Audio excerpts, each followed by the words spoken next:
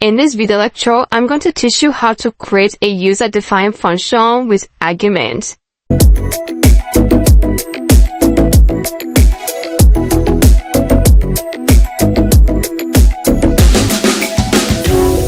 Okay, previously I taught you how to create user-defined functions, and I believe you already practiced that before coming about to the next lecture hearing.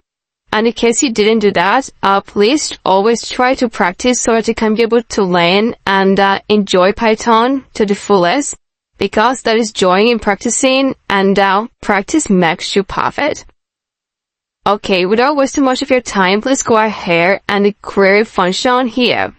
As you've learned about user-defined functions, but this time around with an argument. So we created addition. Let's go ahead and do that again.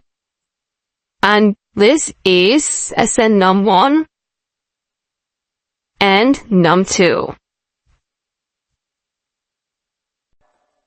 And let's go ahead and say sum is equal to num1 plus num2. And go ahead and print and say the sum of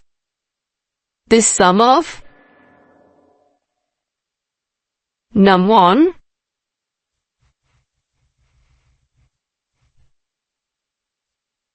and num2 is sum. Okay, the sum of num1 and num2 is sum.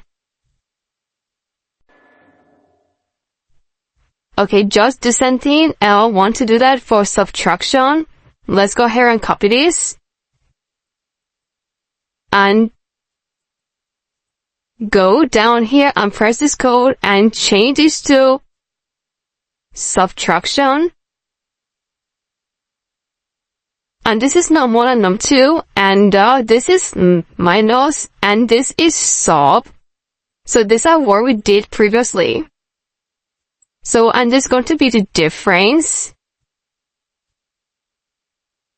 The difference of num1 and num2 is sub. So now we have to call these functions by printing them out.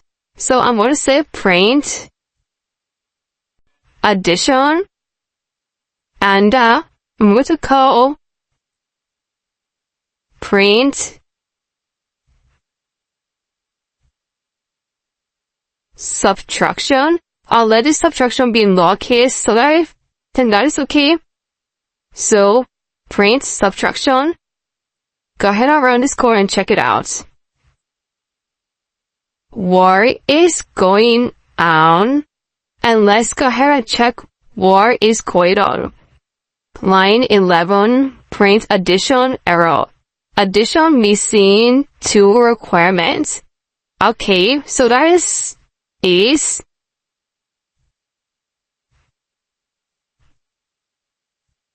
go over here and let's say 110 and 67. And for subtraction, that is 62 and 90, because there is an argument here for num1 and num2, and this is num1 and num2.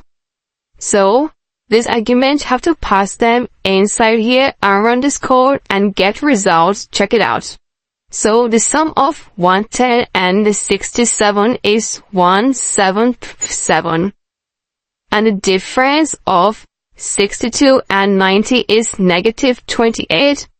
So you can see we've created user-defined functions with and without argument. And you go ahead and pull it down on your own system and check them out, and always play around with it. And make sure you always practice so that you can become better developer. So hope that is very easy, and you can go ahead and check it out. And if you have any question on this video lecture, please use the question and answer section, and I'm going to get back to you as soon as possible. Thank you so much, and I'm going to see you in the next video lecture.